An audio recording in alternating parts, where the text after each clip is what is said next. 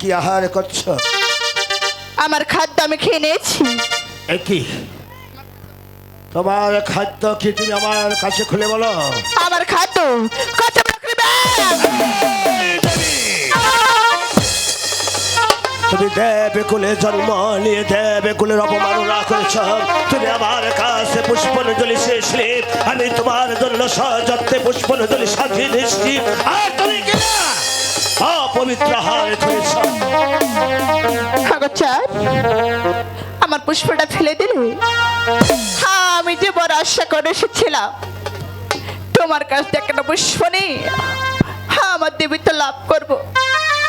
আর তুমি আমাকে পুষ্পটা না দি তুমি ফেলে দিলে বেশ করেছি। চাঁদ, তুমি যখন আমার কাছে পুষ্পাঞ্জলি শেষলে বলেছিলে আমার দিবানি দেবী মহাদেবের আদেশে তুমি এসেছ, আমি তোমার জন্য সেইভাবে ভক্তিভাবে পুষ্পাঞ্জলি নিয়ে এসেছিলাম।